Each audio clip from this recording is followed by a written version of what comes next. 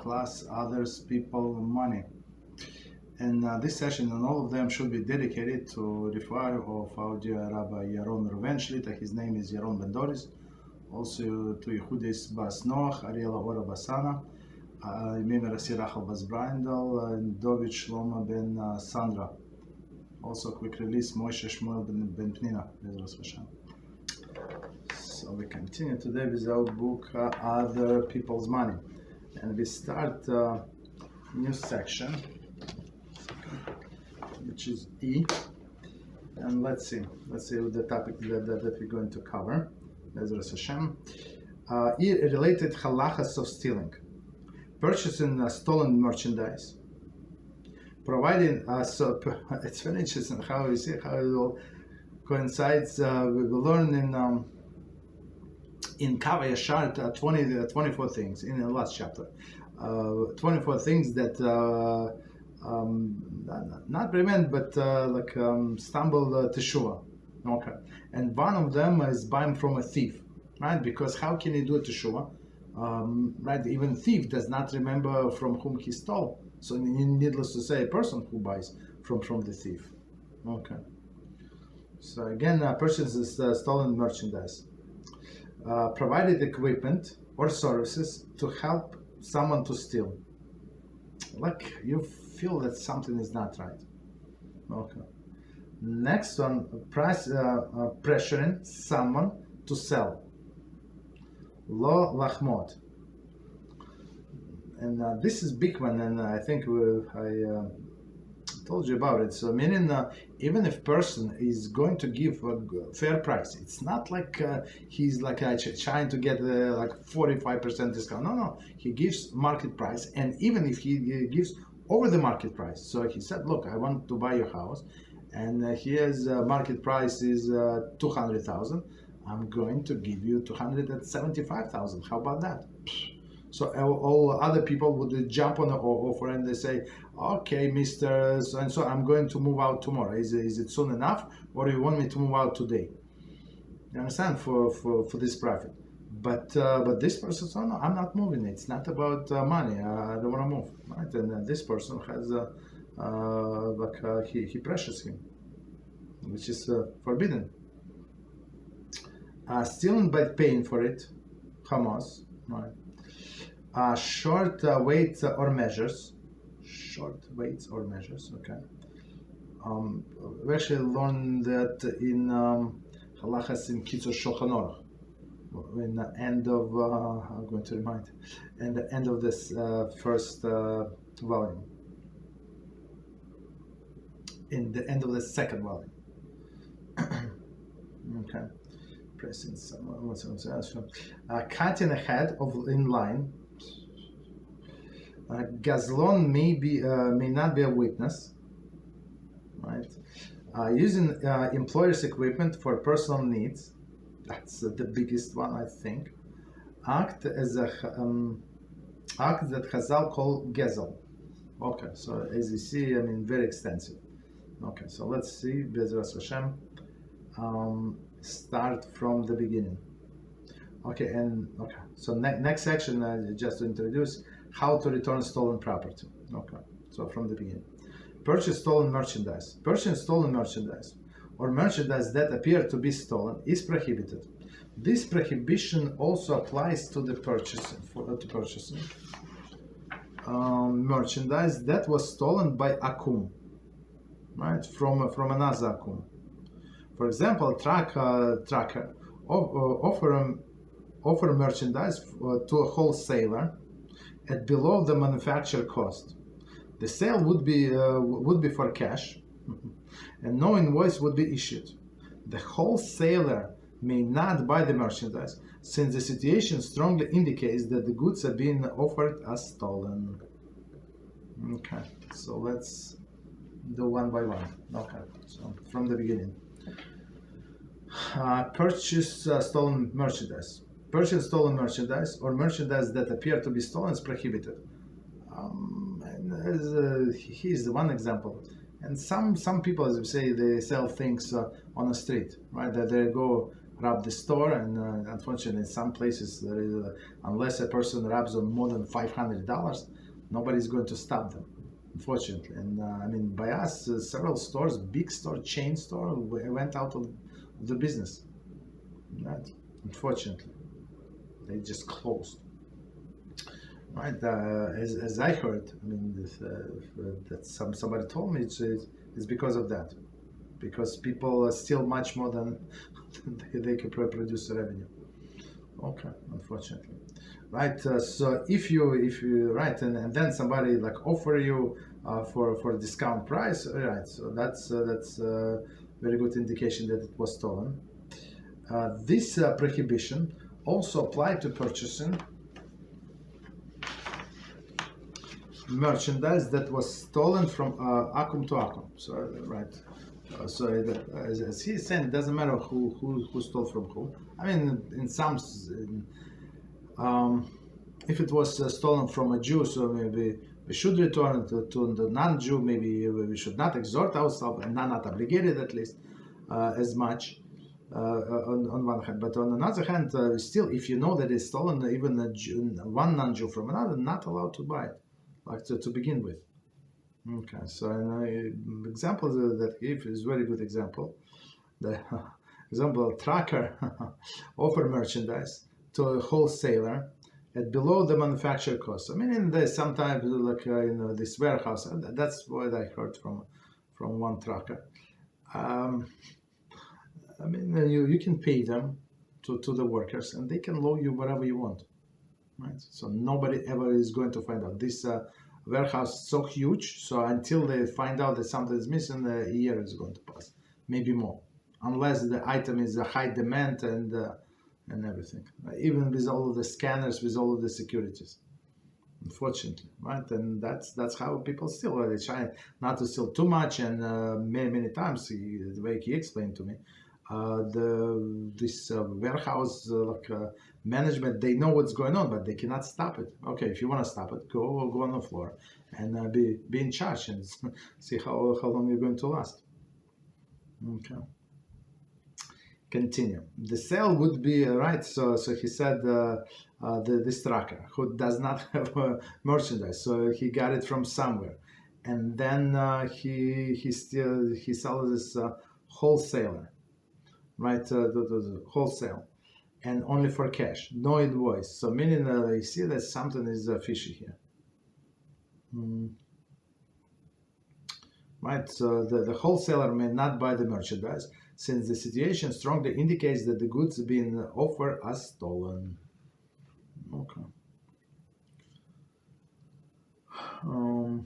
Right, and continue. So meaning, and all of the like similar situation when you feel that something is fishy. Yeah, you want to save money, but better not to. Okay. So next one, provide equipment or services to help someone to steal. It is prohibited to help someone steal. One may not sell equipment or provide information or services to another individual, Yehudi or Akum, right, who appears to be preparing to use the equipment or information for the purpose of stealing. Helping to facilitate a theft is a transgression of the prohibition lifnei iver. So let's try to understand. So do I have any good example? Provide equipment sources.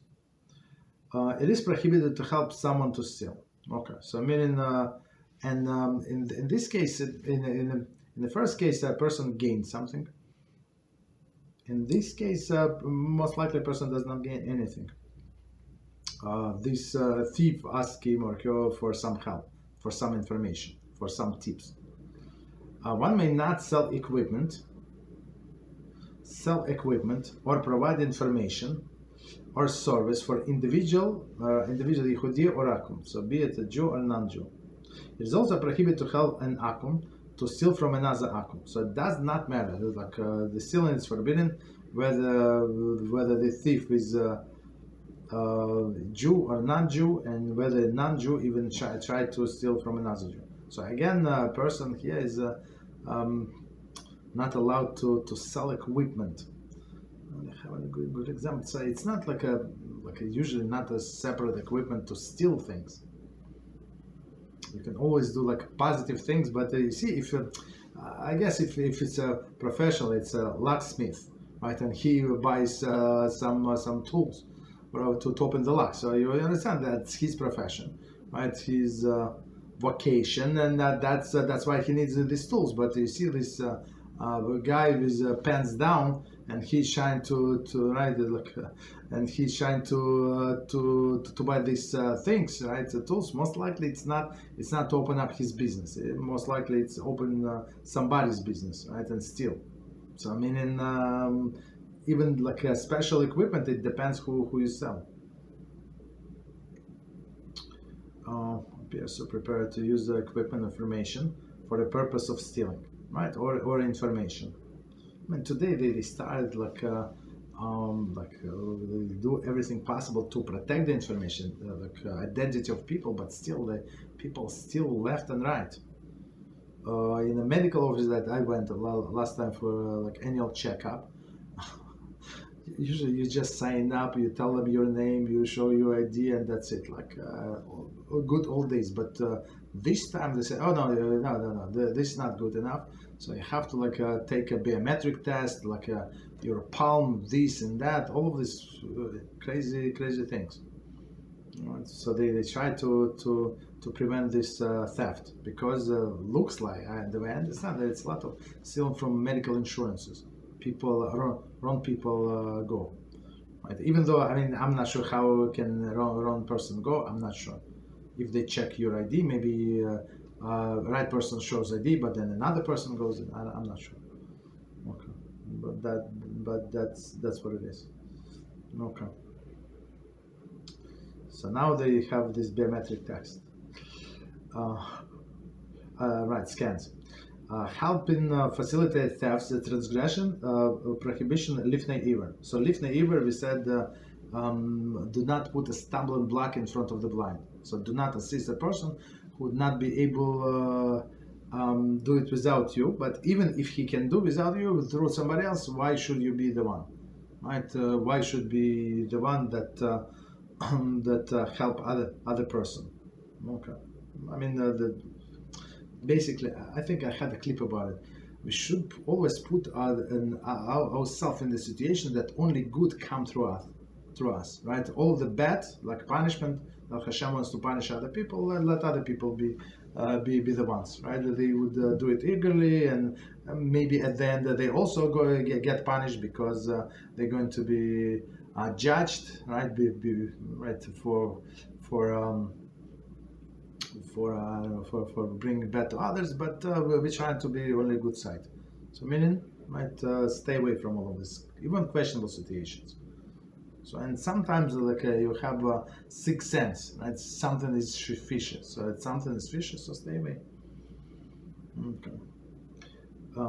Okay, so it's section E, and it says, commentators say, in section C, we learn that acquiring money, merchandise, or services by deceiving or tricking the victim is considered stealing. Therefore, helping someone steal through the deception is also prohibited. For example, a customer asking his storekeeper friend to give him bogus invoice or a merchandise that never been purchased, and ask his repairman friend for inflated repair estimate. The shopkeeper and repairman understand that paperwork they supply will most probably be used to obtain money with fraudulent claim. They are therefore prohibited from supplying the paperwork. Okay, so that's very good example. Very good example. So again, section. So we learned that acquiring money, merchandise, services, deceiving, services, even services, by deceiving, tricking the victim is considered steal. So whatever, as we gave the definition, like in the beginning of the book. So if person would not agree to give money, right, in a normal way, so I mean it is stealing. So all these tricking things absolutely forbidden. So forbidden to do for us, and also to assist others. Right, and example, he gives a straightforward example, and it's actually, it was, I think still, I'm not sure. I have not heard about it for some time, but as I remember, some time ago, it was very, very popular to go. For example, somebody needs new glasses, right? Even what is it, designer with sunglasses. So they would go to store, to optic store, and give them insurance and say, look, you charge me 2 years old baby, you charge my grandmother this and that, give me all the receipts, and you give me all of this $1,000 what is it, the sunglasses for free. And that's how it went, and everywhere. So all of the other medical supplies, they do kickbacks continuously. So meaning, they say, we want to give you a gift. I went to a local pharmacy, small family store, and he wanted to give me a gift for what is it, for Pesach, like a matzah. I said, I don't need matzah. I'm fine, but maybe the guy was doing from the bottom of his heart. Maybe yes, man. I don't know. I don't want to be the one. So maybe he gave me a gift, and he said next time, he said, look, maybe you don't need this medicine, but we order it anyway. So what does it matter to you? Okay, why should I put myself in that situation? But when I say no, that's it. So we keep distance. You understand? But other people, they fall for it. They and I heard many cases when these pharmacy stores, they would collect prescriptions from elderly people, what do they can, and they give them 10% kickback, whatever. So these elderly people will go to pharmacy, they buy soap, cookies, whatever they buy, right? And they're very happy for cash, but these people cash in a lot, huge amount of money. I think some of them got caught because it was known, everybody knew that's what's going on. But that's one of the examples. So when I feel that something is fishy, so don't get involved.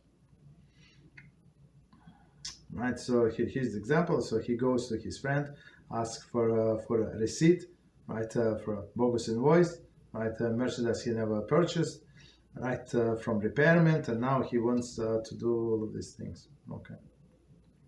So you can understand the friend from the store, but again, from this friend from the store must be very, very strong in his mind. He has to draw the line in all of this relationship and say flat out, I'm not going to do it. No, it's not me. No. But if person is gives in even a little, so the other side, they feel that they can negotiate, that's it. He's gone. He's done completely. It's only a matter of time until somebody offer him more money, the business is not going to be so good, or he would need a favor from other person, and he would do it, unfortunately. Same with these repairments. Okay. So it is, therefore, it is prohibited to supply the paperwork. All right, so next thing is number 3, pressuring someone to sell, Lo Sachmod. The Torah commands us, do not desire your friend's possession, Lo Sachmod, Lo Sisaveh. So it's one of the, I think it's in 10 commandments. Okay, so again, the Torah commands us, do not desire other friends' possession. And if other person would not have it, right? This person would not even think about it.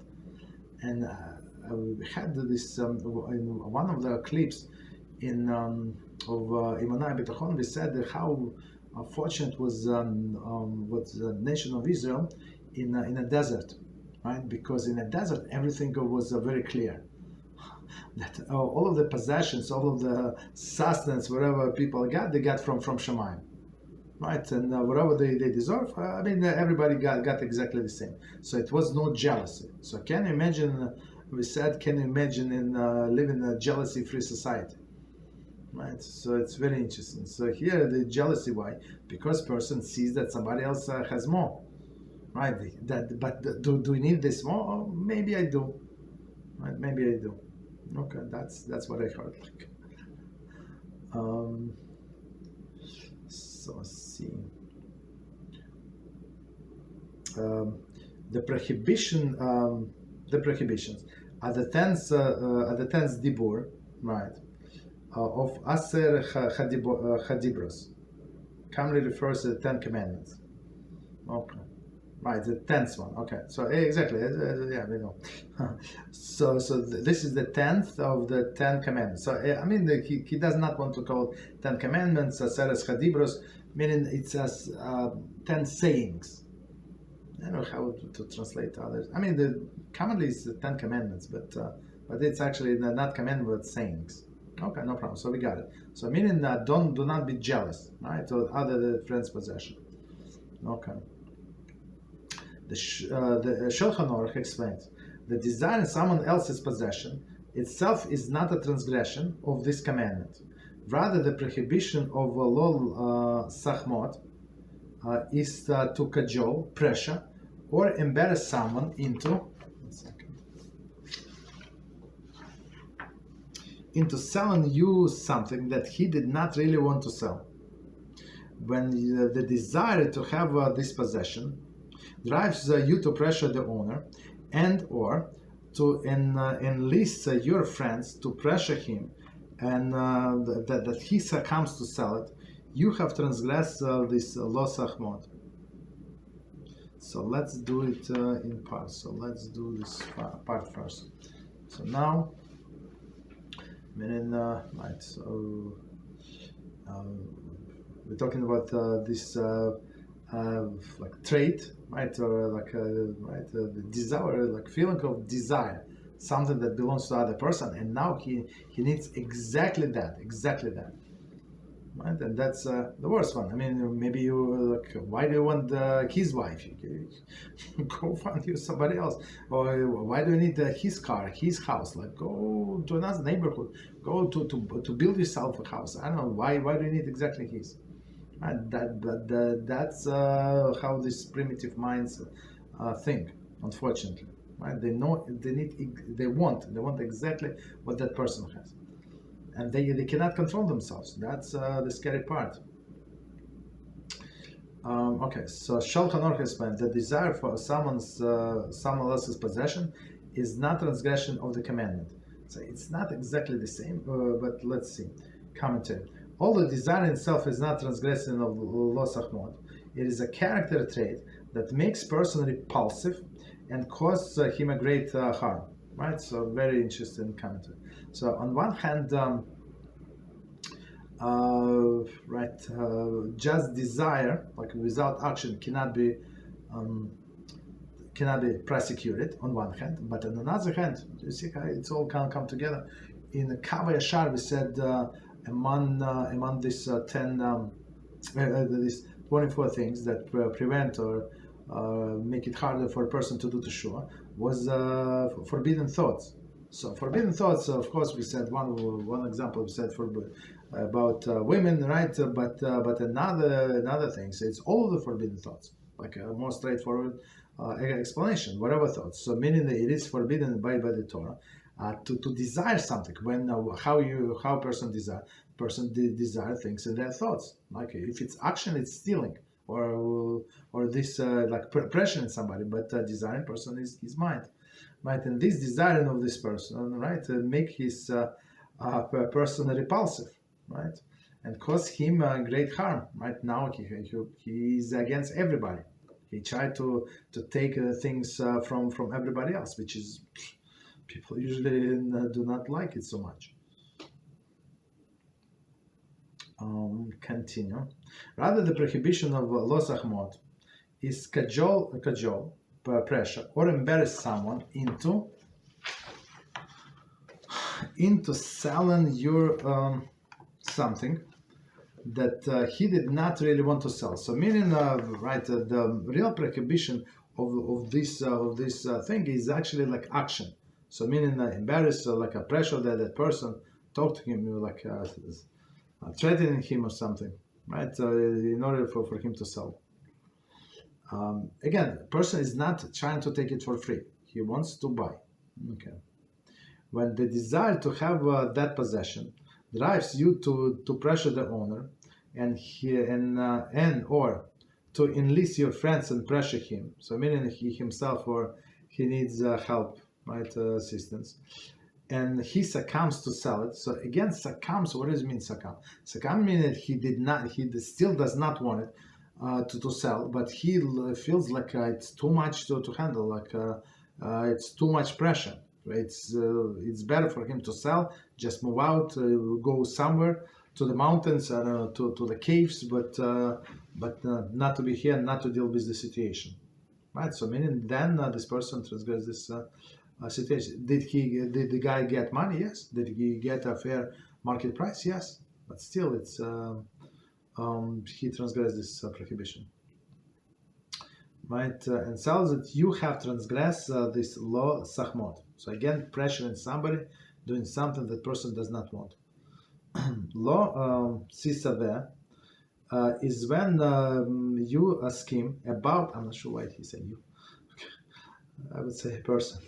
Lo Sachmod is when a person schemes about how to pressure his friend into selling it. By merely thinking and scheming about how to do it, you have transgressed the Lo Sachmod. For example, a young man wanted very much to build a house in his parents' neighborhood. The acquaintance owned an empty lot nearby, which he did not want to sell. The young man approached the lot owner with the offer that was 20% above the market value, and was told that the lot was not for sale at present time. He returned with the offer of 50% above the market value and was again refused. The young man politely but firmly applied the pressure. Whether he saw the owner, he asked mutual friends and family members to call on the owner to apply pressure. The young man's wife applied the pressure on the owner's wife. The owner finally relented and sold them his lot. Although the young man meant well and indeed paid the owner generously, he was guilty of transgressing two serious Torah commandments. Okay. So let me quickly see how long is it. All right. So now we're talking about this example that meaning now when it goes from scheming and it's going into the action, and again he overpaid, but still since the person the seller that did not want to sell, so it's absolutely forbidden. It's a transgression. So let's do again and try to understand. Beezrat Hashem. So Lo Sachmod is when okay, I'm going to read as he says. You scheme about how to pressure your friend into selling it by merely thinking and scheming about how to do that. You have transgressed Lo Sachmod. So meaning. One thing, the previous one it was only desire like in general, right? As we said, desire could be passive desire, but even that spoils a person's character. But here we say that if person now like start making up his plans, how to do that, scheming, right? So he already, without even starting an action, he already transgressed this prohibition. The way I see it, when a person thinks very much about things, it's only a matter of time until he starts doing things. It's only a matter of time, right? Right. So because his thought or your thought become after some time become a reality in their mind, and they would get very angry at the other side why they do not comply. Right. So let's see. For example, a young man wanted very much to build a house in his parents' neighborhood. Okay. So of course, these people want to live together. No problem. He acquired owners an acquaintance owned the empty lot nearby. Okay. Which did not want to sell. Right. So I mean, some people are very pushy. Other people you can just block. They cannot call you.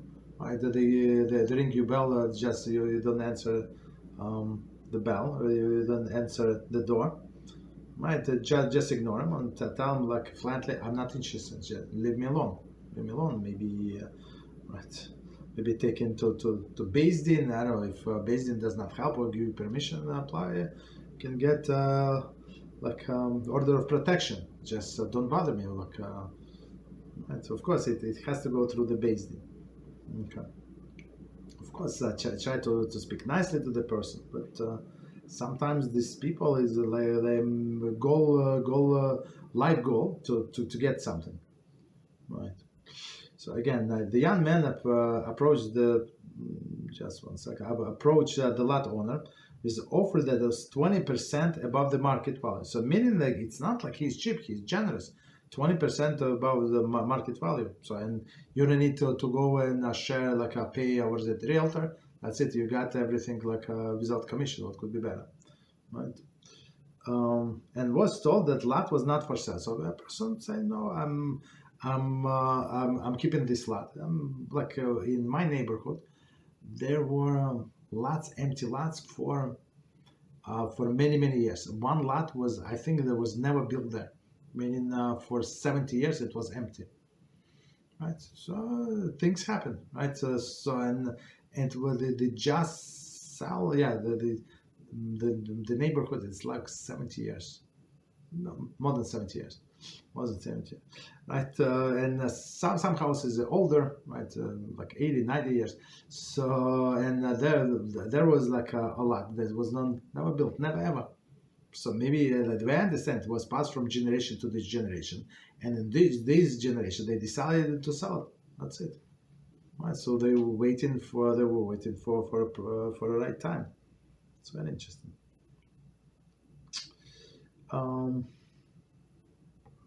Right. So meaning if you approach these people, I guess 15 years ago, 20 years ago, they were not interested. They did not need the cash, so maybe now they're trying to retire. I don't know, for whatever reason. Now they decided that it's a good time to cash. But if they offer more money, at time they don't need money, so they would not sell. Right? And he was told the lot was not for sale at present time. So very nicely, he returned with the offer of 50% above the market value. And was refused again. I guess in this case maybe to get rid of this guy, give him the price 3 times more, right? And see unless you give me 3 times more, I'm not selling. That's it. You're out. Okay. Okay. The young man politely but firmly applied the pressure. So again, it's it's they're a personality that they cannot say no. They're very nice and they listen to everything that people tell them. If they're not yelling at them and they're trying to be polite and they explain, no, but he's my father, he's my mother. I want to live next to them. So what is my what is my concern? Maybe somebody is going to sell the house right next to it, and the next door. Maybe they're going to sell. Why you after me? Understand? He asked mutual friend and family members to call on the owner and apply pressure. The young man's wife applied the pressure on the owner's wife, which is disgusting. The owners finally relented and sold the lot. So again, relented without, he sold without actually agreeing. Although the young man meant well, right, and didn't pay the owner generously, so 50% over, he was guilty of transgressing 2 serious Torah commandments. Okay. Right, so continue. So next one is pressing someone into giving a gift. Very interesting. Pressing someone into giving a gift, into giving a valuable item that he does not wish to give, is according to many paskim is violation of the Torah commandment Lo Sachmod. Example: a chassan ask his prospective father-in-law. That's very common, unfortunately, to forgo trading in his car, and rather give it to him. Trade in his. The father-in-law explained that the car was expensive and it was not included in agreed upon tnoim. Nevertheless, after many good-natured requests from the prospective son-in-law, right, a few good-natured requests from a prospective mechatonim, the father-in-law was cornered into giving away his car. The chassan was guilty of transgressing Lo Sachmod. I'm not sure how to put it. I mean, in my mind, the way I see it, like people are so brazen, such a chutzpah, like to ask somebody, no, I want it. Like, I remember at my office there was a guy say, oh, you're going to eat all of it, so you eat lunch. You say, yeah, I want to eat, like it's my lunch. Oh no, you want to share it? Like, why you want to share it? Go buy yourself, not you, go buy yourself lunch, go buy yourself 10 lunches. Like, why you wanted to share my lunch? It's like, I'm not sure, like, when he said, he was asking, like, other people as well. He was not a poor man, he was getting his salary. And I don't know why would he want to ask people to share their lunch. It was beyond me. Right, and the food courts. Go buy yourself, especially not Jew. Go buy yourself whatever you want. Right, all of the not kosher food. It's very interesting. Or like you put apple, or like you bring apple to the office. You put apple, banana on your desk. Okay, so you're going to eat later. And here some people come and say, "Are you going to eat this apple?" Why would I bring apple if I'm not going to eat it? Like, why do you care about my apple? People like that, right? Okay, so again, pressuring someone into giving gift. Of course, he is not apple. He's like, even apple is a chutzpah. I'm not talking about poor people who like faint from hunger. I'm talking professionals. Okay. Okay, so pressuring someone into giving your valuable item that he does not wish to give is, according to many poskim, violation of this commandment Lo Sachmod. So, meaning Lo Sachmod, as we said, it's actually selling something that person does not want to sell. But even as we learn in different classes about transaction. So transaction is what? Transaction when you get something and you become an owner. So you can become owner through the exchange. It could be barter, or it could be through exchange of money, or through through the gift. So if person said that's your, I'm going to give you as a gift. So that's you. You became a new owner. That's it. So it is transaction. So sell is transaction, and receiving the gift is transaction. But this one is right. For example, Hassan, right, asked the prospective father-in-law to forgo trade in his car. So this father-in-law wants to buy a new car. Whatever, it's his money. He can do whatever he wants. Right? And he has a car to trade in. And this son-in-law said, no, don't trade it. Give it to me. Like, it costs a lot of money. So pay me money. I'll let your parent pay me money. You can have it. Maybe I give you discounted, but because you married my daughter, and it's not even husband. It's Hassan. It's like it's a groom. They did not get married yet, so maybe they're going to change their mind. I don't know, right? And he said, no, don't. Right, just give it to me. The father-in-law explained that the car was expensive. I don't know, some expensive model, whatever is it. Right, and was so meaning expensive. Go buy yourself Hyundai, or I don't know this. Some cheaper model. Like, why do you need a Lexus or something? So father-in-law, he works. He wants to have Lexus. Let him. Why do you care what car? Like he wants to trade in his car. He wants to buy another Lexus. Let them buy. Why is it your business? You buy whatever you can afford. Right? It's mind-boggling. Right? Expensive car, and was not included in agreed upon tnaim. Right? So there is some agreement that who is paying for what. Her side paying for whole, his side paying for food, for orchestra, this and that, flowers, okay, all these things. Okay, so they have agreement, but there was nothing said about the car. Why do you need the car? I mean, why do you want my car? Nevertheless, after many good nature requests, from the perspective son-in-law, I mean, me personally, I would maybe I will die from embarrassment, but ask somebody give me something that belong to you. I have no connection to, I don't know. It's better to be swallowed through the by the ground than ask somebody like that. Right. And I think in my mind, it's a red flag for the daughter to get married to a person like that. And a few good nature requests, right, from perspective michatonim. So now michatonim meaning his parents, right? It's it's in-laws, right? The parents of the groom, right? So they cornered him into giving away his car. The husband was guilty of transgressing Lo Sachmod, right? Which is terrible. So continue. Let me quickly check.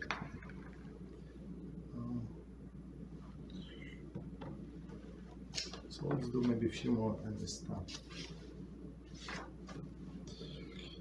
So next one, Akum.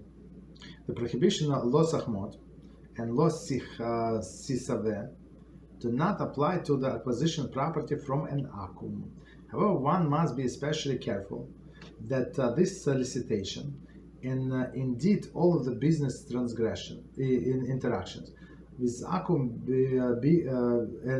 are conducted fairly and in a pleasant, sensitive manner, and to engender a kiddush Hashem and avoid causing Hil Hashem. Okay, so let's try to understand. So again, the story of Akum. So Akum is non-Jew. So even this prohibition, Lo Sachmod, meaning pressure, and Lo Sachmod, all right, all this to be jealous and to pressure somebody, does not apply to acquiring property for Akum, from Akum, right, from a non-Jew. However, one must be especially careful, right, that it can bring Hil Hashem. So he said, these Jews, ugh. So you understand. So very, very careful. So be extra pleasant, right? Do everything calculated to their side and show them like it's actually in your side. I was walking on a street and there was an older guy, he just closed the store. I was going after Shabbos. So after Shabbos, 9:30 p.m. He just closed the store. I mean, one of the employees. So I had all of this, not Jewish, cheap, fast food restaurants. So of course, he's working because he must work, not because he chose on Saturday night, until 9:30 p.m. or even 9:45 or something, very late. So he was walking, limping little, and he was on my way, he was on the right, and I was also on the right. So he did not see me. Well, I stopped and I moved to the left and showed that you go. He wanted I give him the way to go, and he was so pleased. It's unbelievable. It's unbelievable, right? Did it cost me anything? Absolutely not. But you see how I said, no, he said something. I said, you just finished the shift. You're tired. You walk the way you want. He was very pleased. Baruch Hashem. Right. So we have to be very, very sensitive. So this because all of these non-Jews, they look at us with suspicion. They suspect that something might happen. That's why we have to be very careful. Let's say thank you 3 times or something, right? So very, very pleasant. Say good night when they when they give you the change, we give you the merchandise. Okay. Have a nice day, something like a very, very pleasant. So don't pressure. You see they don't want, that's it. Okay. So next one, C. C is guidelines. Okay. Not every attempt to acquire possession that is not for sale violates the prohibition of Lo Sachmod. The following are some additional guidelines. So meaning sometimes person does not know that he wants to sell, and you offer them to sell. Okay, so let's see. One is permitted to ask the owner if he would consider selling property, because asking the owner if he's interested in selling is not considered pressuring him. However, after the owner refused, he is not permitted to harass him. For example, why don't you sell it to us? Be a sport. You are so kind and generous. Do it out of your kindness. Please change your mind. We need it so badly. Come on, please, etc. Okay. So again, let's see. So one is exceptions. So like just because something is not for sale does not mean that you cannot give a person an idea. So for example, we get in these letters. I mean, it's not it's impersonal. Realtors send everybody like letters. They don't know we sell, we owners, not owners. I mean, they just like mass mailing things, right? So offer, like we do estimate of your property, all these things. Okay, so meaning it's not offensive. You just throw to the garbage and that's it. Or somebody comes and asks you, right? I'd like to buy your properties. It's not for sale, so that's it, not for sale. But can I leave you my phone number? I apologize. I wrote on a piece of paper. Here's my business card, something. So right, and I'm going to pay you whatever market price, fair market price. I'm going to pay you 15% more, 20% more. No broker's fee. So broker's fee also like 6%, a lot of money. 3%, 6, whatever percent. That doesn't matter. So meaning, maybe person is going to change his mind. Maybe, I can get so much and I don't have to go through realtors. I don't have to wait 6 months until closing. This person told me that he has a cash and he just sold another property. He want to move in this neighborhood. So meaning this offer, even though he did not have in mind, now it makes it, this house on the beach somewhere, that's what I want to move. Okay, no problem. So now you can give him idea, there is no problem. So ask him if he's interested to sell. It's not considered pressuring him, right? Of course, you get this first conversation. You know that market is not good, but I'm willing to pay you even more than market price, so to compensate this and that, and I can even pay you to move out, for moving expenses, all these things. Right? There is no problem.